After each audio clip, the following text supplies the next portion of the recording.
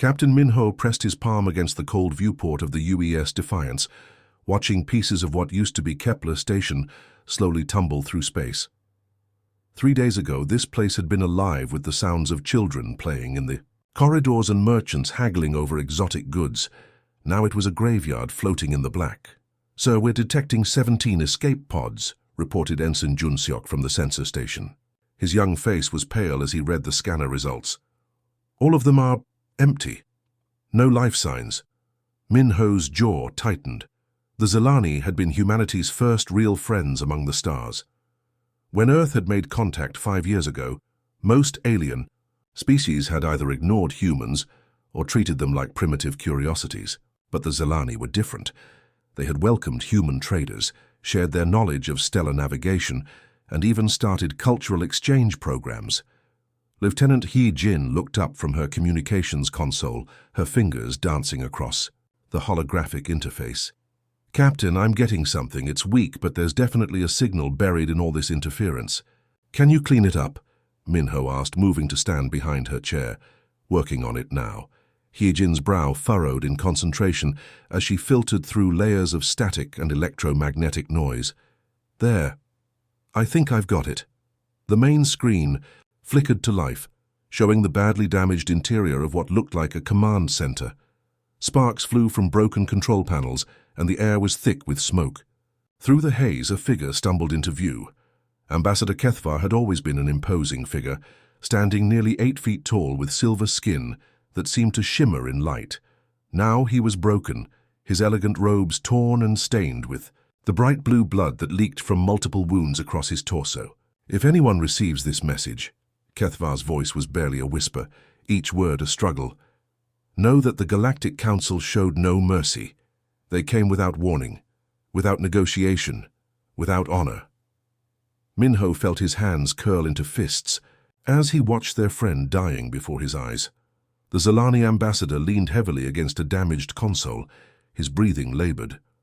"They called us fools for trusting the humans, said your species was a disease that needed to be contained before it spread further."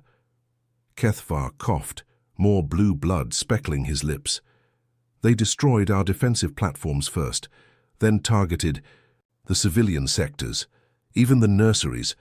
Behind Minho, several crew members made sounds of horror and disgust. The tactical officer Dongwu was already pulling up sensor data, his fingers flying over his station's controls. "Captain," Dongwu called out, his voice tight with controlled anger, "I'm reading residual energy signatures consistent with Council plasma cannons. The attack pattern suggests at least 50 heavy dreadnoughts participated in this assault." "Nice." The screen, Kethvar was fading fast. His silver skin had taken on a grey pallor, and his movements were becoming sluggish. The council speaker, Vorth himself, was here. He wanted to send a message. "To you, Captain Minho, and to all humans." Minho stepped closer to the screen. "What message?" "That this is what happens to those who stand with humanity," Kethvar gasped. "He said Earth would be next, that no species would be allowed to corrupt. The Council's perfect order." The ambassador's legs gave out and he slumped to the floor. "Tell your people, tell them we never regretted our friendship. The Zelani, we chose to stand with honor." The transmission cut to static. The bridge of the Defiance fell silent, except for the quiet hum of the ship's engines. Minho stared at the blank screen, feeling a cold rage building in his chest. These weren't enemy soldiers who had died here. These were shopkeepers, teachers, artists, and children, beings who had committed no crime except offering friendship to humanity. "Sir," Hyejin said quietly, "should I try to recover more data from the station's computers?" "Do it," Minho ordered. "I want everything. Security footage, sensor logs, communications records, everything." Dongwu looked up from his tactical display. "Captain, we're also picking up debris from several human vessels. Looks like merchant ships that were docked here during the attack." Minho closed his eyes for a moment, thinking of the human families who had been visiting Kepler Station. Diplomats, traders, scientists studying Zelani culture. All dead now, along with their alien friends. "Get me a priority channel to Earth Command," he said, his voice steady despite the fury burning inside him. Admiral Sujin needs to know that the Council just declared war on humanity, and they did it by murdering the only species brave enough to call us friends. As Hyejin worked to establish the connection, Minho looked out at the debris field, one last time. Somewhere in that wreckage were the remains of beings who had believed in peace, in cooperation, in the idea that different species could work together for something better.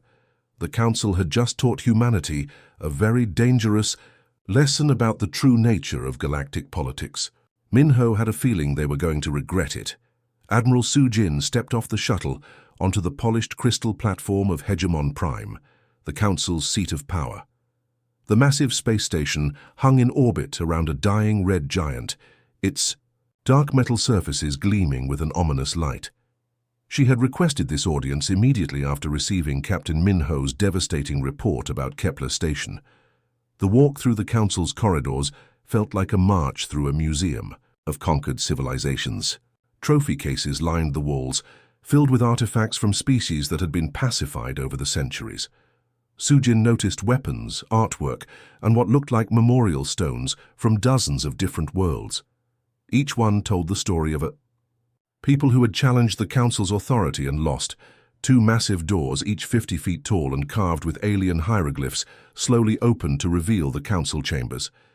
The assembly hall stretched out before her like a vast amphitheater, with representatives from hundreds of species, arranged in curved tiers that rose toward a domed ceiling painted with star charts of Council territory. As Sujin walked down the central aisle, alien eyes followed her every step. She recognized some of the species from Earth's diplomatic files. The insectoid cricks clicked their mandibles in what might have been curiosity or disgust. The gaseous veil beings pulsed with shifting colors in their containment suits.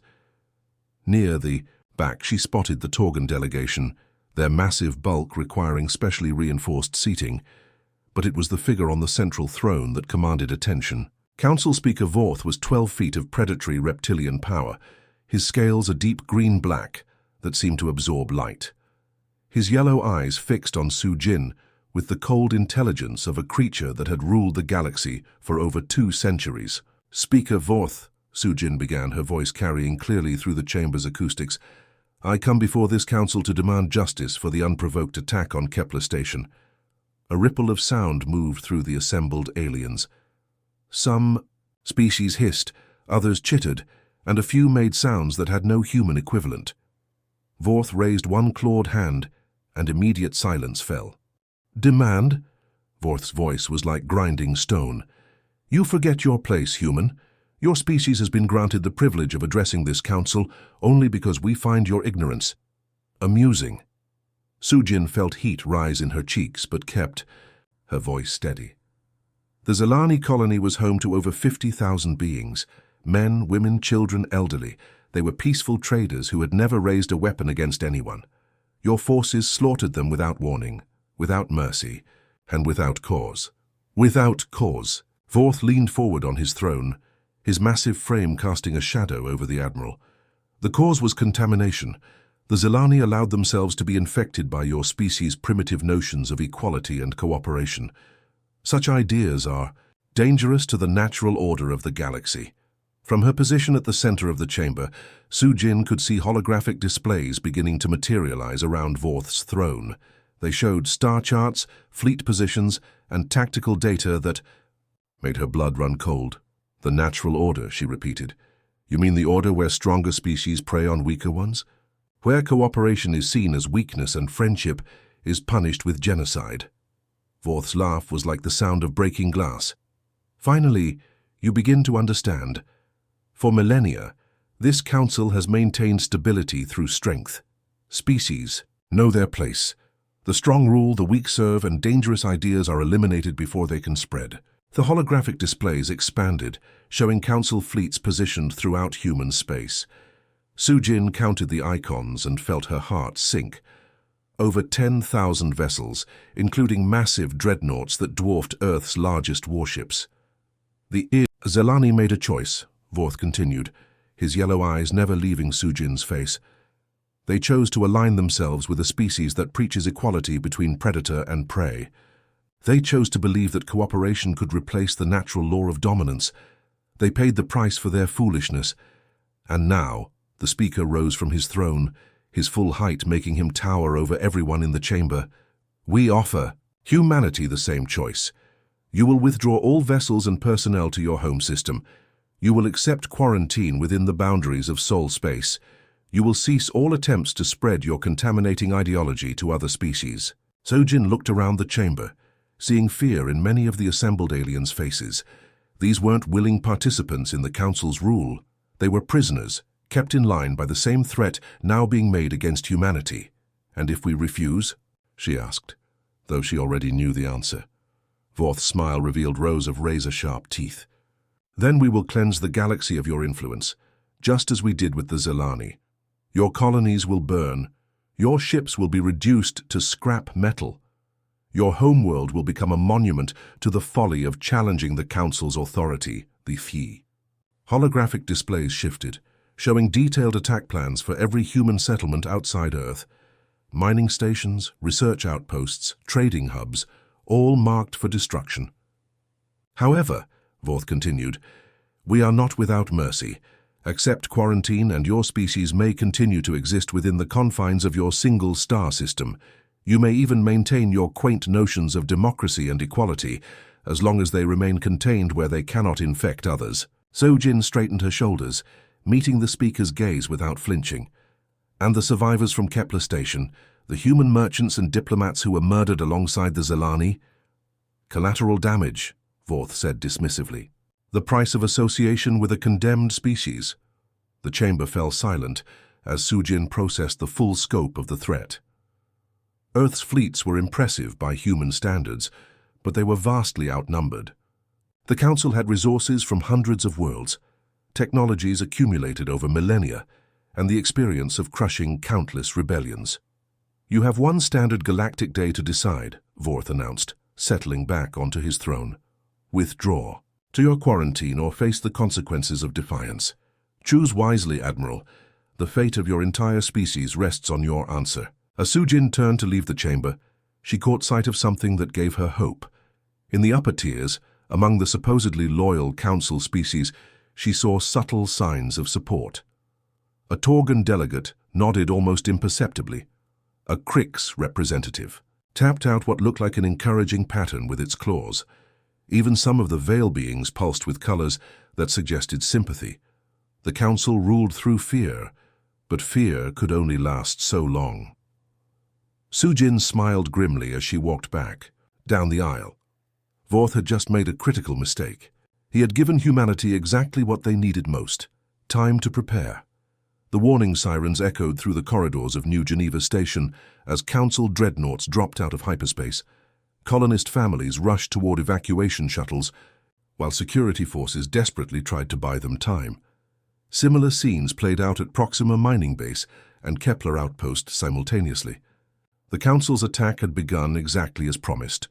Admiral Vorth stood on the bridge of his flagship, the Dominion's edge, watching tactical displays show his fleets converging on human settlements. His scaled fingers drummed against the command, rail as he observed the predictable human response. The colonists are fleeing as expected, reported his tactical officer, a nervous Krix whose mandibles clicked with excitement. Human defense ships are moving to intercept, but they're heavily outnumbered. Vorth's yellow eyes gleamed with satisfaction. Humans are emotional creatures. They cannot abandon their weak, even when logic demands it. This weakness will be their undoing. But as the hours passed, something unexpected began to happen. The human ships weren't fighting to the death as anticipated. Instead, they engaged briefly, took heavy damage, then retreated deeper into their respective star systems. Sir, the tactical officer's voice carried a note of confusion. The human vessels aren't heading toward Earth. They're moving toward the outer planetary bodies. Vorth leaned forward, studying the holographic display. The fleeing human ships were indeed moving away from populated areas, drawing his fleets toward asteroid fields and gas giant systems. Perhaps they're trying to hide among the planetary rings, suggested his weapons officer, a brutish Torgan whose massive bulk required a specially reinforced station. Humans are known for their cunning when cornered. Continue the pursuit, Vorth ordered. We will crush them wherever they run. Captain Ji-Hwan gripped the command chair of the UES Retribution as Council plasma bolts scorched his ship's hull. His bridge crew worked frantically to maintain the illusion that their vessel was critically damaged and fleeing in panic. "Hull breach on Deck 7, reported his damage control officer Seung-ho. "But it's all cosmetic, sir. The real armor is holding." "Excellent," Ji-Hwan replied, watching the Council ships take the bait. "Yunji, how are our friends doing back?" "Home?" His weapons officer checked her displays, her face lit by the glow of tactical screens. "Neptune base reports all Vengeance-class ships are fully powered and waiting. The asteroid camouflage is holding perfectly. For the past 3 years, while Earth's diplomats had been making friends with the Zilani, Earth's engineers had been busy with a different project. Hidden construction facilities beyond Neptune had been building humanity's real defense fleet, using salvaged alien technology and revolutionary human innovations. "Sir, we're approaching the designated coordinates," announced Navigator Young-Sik. "The Council fleet is right behind us." Ji-Hwan smiled grimly. "Signal all human ships. Execute Protocol 7. Across 3 different star systems, the same drama was unfolding. Human vessels that had appeared to be fleeing in terror suddenly changed course, leading their pursuers directly into carefully prepared kill zones. In the Jupiter system, Captain Hyunsu watched Council dreadnoughts enter the asteroid belt where his ship had supposedly taken refuge. "Now," he whispered. The asteroids came alive. What the Council had assumed were floating rocks suddenly revealed themselves as heavily armed weapons platforms. Missile batteries that had been disguised as asteroid mining equipment opened fire simultaneously, but the real surprise was yet to come. From behind the larger asteroids, massive shapes began to emerge. The Vengeance-class dreadnoughts were unlike anything the galaxy had seen before. They were sleeker than Council ships, with hull designs that seemed to bend light around them. Most importantly, they were completely invisible to Council sensors until they chose to reveal themselves. "What are those vessels?" Vorth demanded, as his sensors suddenly detected dozens of unknown ships materializing throughout the battlefield. "Unknown ship types, sir," his tactical officer replied, mandibles clicking nervously. "They don't match any known human designs." "Fire on them immediately," Vorth ordered. The Council's plasma cannons lanced out toward the mysterious human ships, but something impossible happened. The beams passed harmlessly through the vessel's shields, as if they weren't there. Captain Ji-Hwan watched the confusion on the Council ship's communications channels with satisfaction. "Hyunji, I think it's time we introduced them to human ingenuity." "Quantum torpedoes loaded and ready, sir," she replied. "Adaptive AI systems are online and learning enemy patterns." Fire. The first salvo from the Vengeance-class ships was devastating. The quantum torpedoes didn't just penetrate Council shields, they phased through them entirely, detonating inside the enemy vessels' hulls. Council dreadnoughts that had seemed invincible moments before were suddenly crippled or destroyed. But the real genius of human engineering became apparent as the battle continued. The AI systems aboard each human ship were connected in a network, sharing information instantaneously. Every time a Council ship fired, every time they maneuvered, every tactical decision they made was analyzed and countered by the collective. "Intelligence of the human fleet. Impossible," Vorth snarled as he watched his formations being systematically dismantled. "How are they adapting so quickly?" His weapons officer was frantically trying to target the human ships, but every time he achieved a lock, the enemy vessels seemed to anticipate his actions and evade at the last second. "Sir, they're predicting our movements before we make them," the Torgan reported in disbelief. Captain Minsu of the UES Vengeance watched his tactical display with grim satisfaction. The Council ships were powerful, but they fought like they always had, relying on overwhelming force and predictable tactics. The human AI had already identified 17 different attack patterns and developed counters for each one. "Target their command ships," he ordered. "Let's see how they fight without coordination." Across the 3 battlefields, the tide was turning rapidly. Council fleets that had expected easy victories found themselves outmaneuvered, outgunned, and completely outthought by enemies they had dismissed as primitive. Vorth's flagship shuddered as human weapons found their mark. "Retreat!" he commanded, his pride forgotten in the face of impossible defeat. All ships withdraw immediately, but as the surviving Council vessels tried to flee, they discovered another human innovation. The quantum torpedoes had done more than just damage their ships. They had also deployed microscopic tracking devices that made stealth impossible. "Sir," Jihuan's navigator reported with barely contained excitement, "enemy vessels are attempting to flee, but our torpedoes are still locked onto them." "Then let's make sure they get the message," Jihuan replied. "Fire at will." The final phase of the battle was swift and decisive.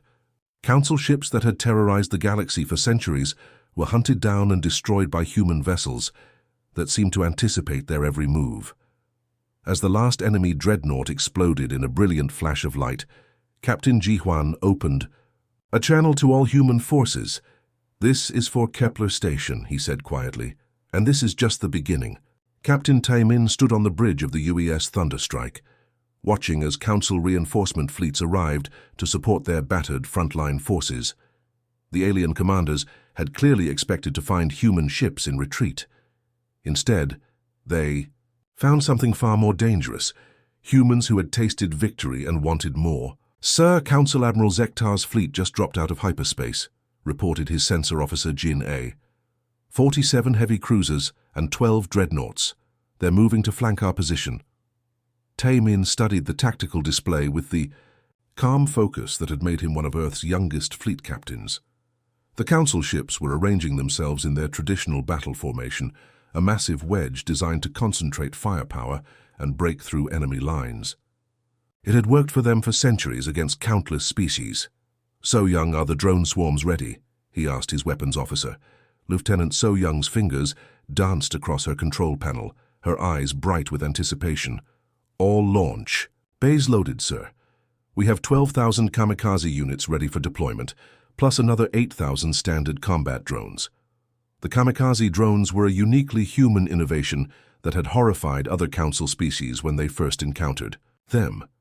Each unit was no larger than a coffee cup, but packed with enough explosive power to cripple a cruiser's engines. More importantly, they were controlled by AI systems that learned from every engagement, making them nearly impossible to intercept once they locked onto a target. "Deploy them," Taimin ordered. "Target their point defense systems first, then go for their engine blocks."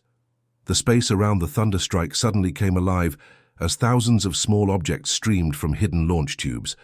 To Council sensors, it looked like a swarm of metallic insects spreading across the battlefield. The alien gunners opened fire immediately, but there were simply too many targets. Admiral Zektar, a proud Torgan whose species had served the Council for over 400 years, watched in disbelief as his formation's defensive fire proved useless against the tiny attackers. "What are these things?" he roared at his tactical officer. "Unknown weapon system, sir," the smaller alien replied, his 6 arms working frantically at his station.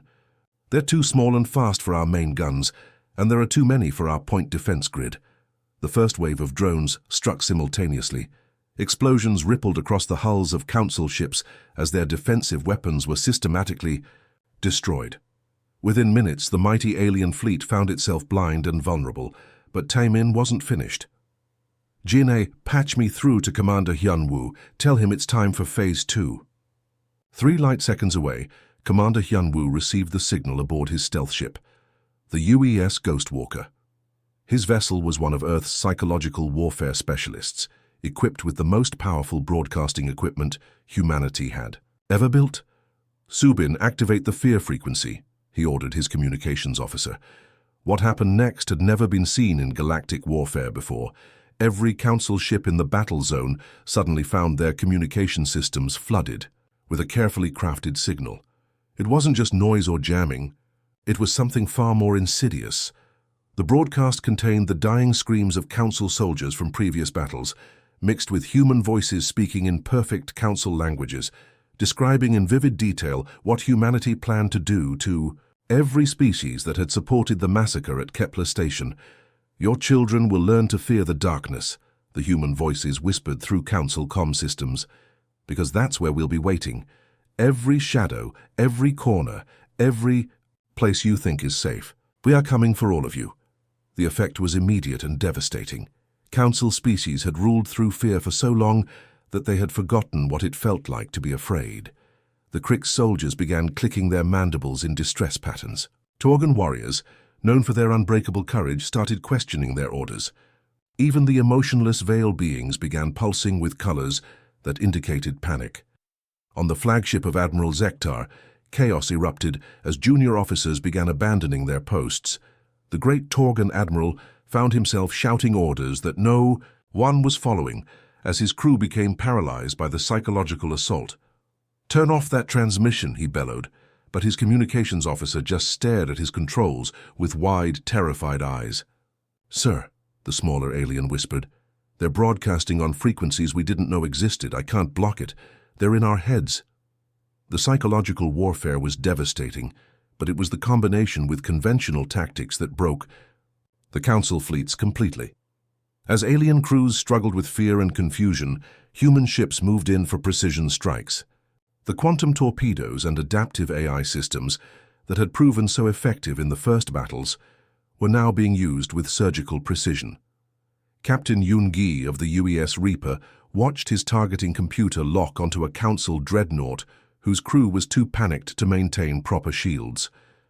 "These aren't the same aliens who destroyed Kepler Station," he muttered to his crew. "Those were predators attacking helpless prey. Now they're facing real opposition, and they don't know how to handle it." His tactical officer, Ensign Hae-won, nodded grimly. "Sir, the Council species have never faced an enemy that fights dirty. They're used to civilized warfare with rules and honor codes. We're giving them something they've never experienced." The battle became a rout.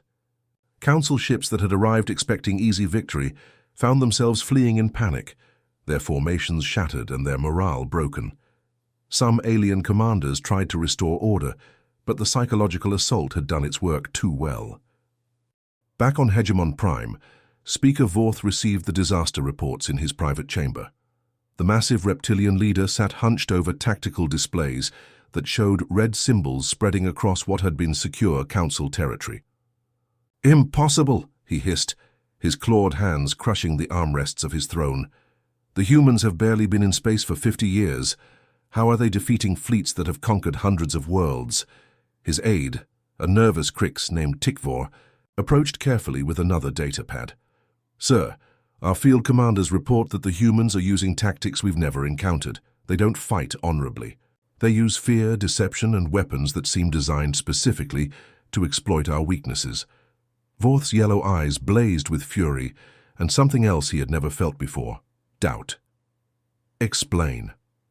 "The psychological warfare broadcast, sir. They're targeting each species' specific fear responses.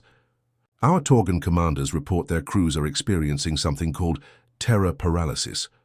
The Krix formations are breaking down because the broadcasts trigger their ancient flight instincts."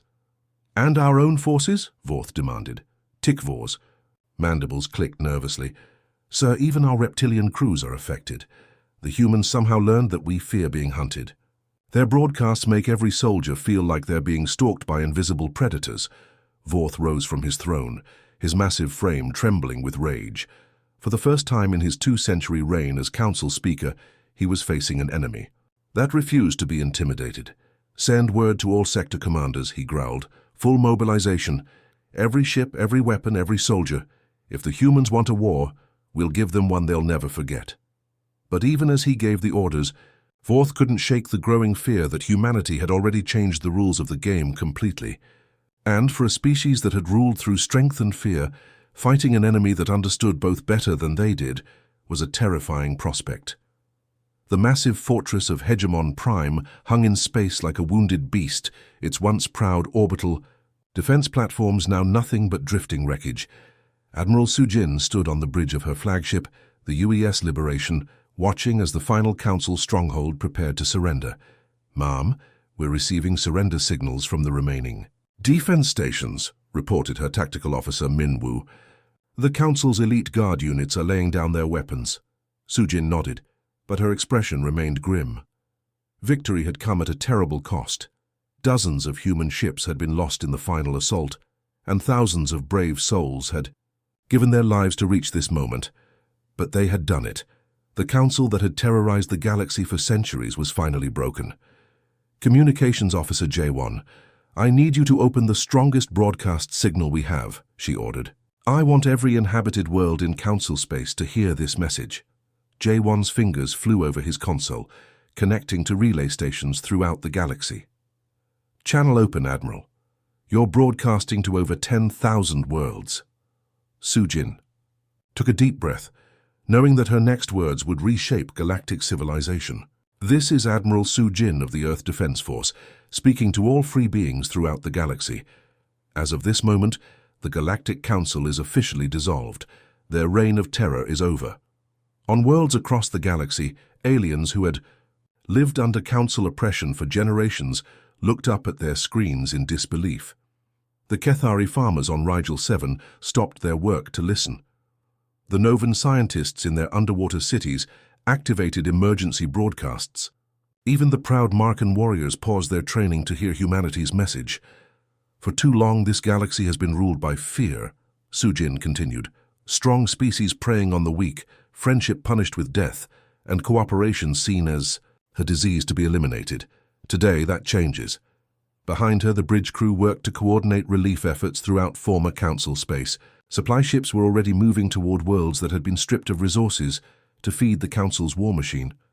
Medical vessels were heading to planets where entire populations had been enslaved. Any species that wishes to join a new alliance, based on mutual respect, protection of the innocent, and the right of all beings to determine their own destiny, is welcome, Sujin declared. "We offer partnership, not domination. We offer friendship, not fear." The response was immediate and overwhelming. Communication arrays across the galaxy lit up with messages of support. The Torgan rebellion that had been fighting council forces for decades sent word that they were ready to stand with humanity. The peaceful Veil beings, who had been forced to serve as the council's translators, offered their services freely to the new alliance. But there was still one piece of business left unfinished. "Security team to the bridge," Sujin ordered. "It's time to collect Speaker Vorth." The former council leader had been captured during the assault on his personal command ship. The mighty reptilian being who had once struck fear into the hearts of entire species was now just another war criminal awaiting justice. When the security team brought Vorth onto the bridge, the change in him was shocking. The proud, arrogant creature who had threatened humanity was gone. In his place stood a broken being, his scales dull and his once bright yellow eyes filled with the same terror he had inflicted on countless others. "Speaker Vorth," Sujin said, her voice carrying the weight of judgment. "You stand accused of genocide, mass murder, and crimes against entire civilizations. How do you answer?" Vorth's voice was barely a whisper. I was maintaining order. The Council brought stability to the galaxy."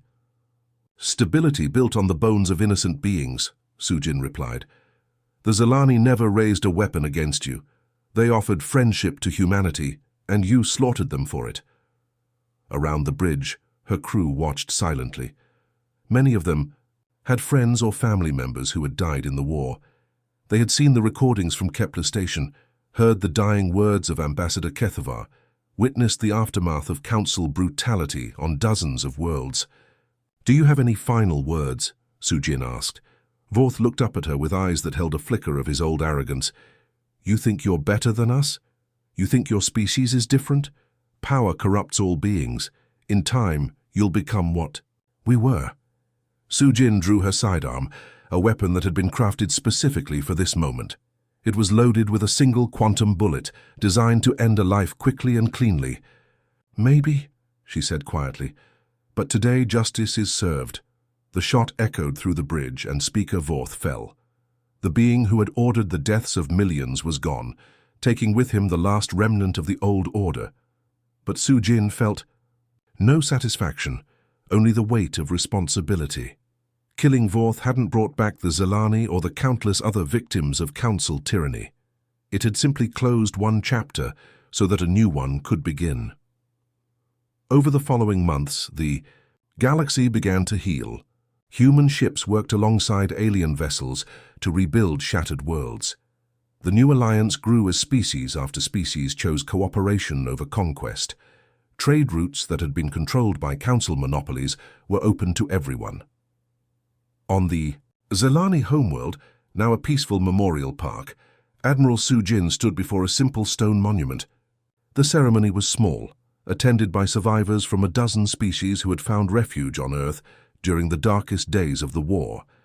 The inscription on the memorial was written in 17 different languages, but the message was the same in all of them. They died for believing in friendship. We live to honor their sacrifice. Young Sik, now promoted to captain, stood beside her. Admiral, the council species are asking about reparations for the damage they caused during the war. Sujin nodded. Tell them we're not interested in punishment. We want rebuilding. Every species that participated in council atrocities will contribute to relief efforts for the worlds they helped destroy.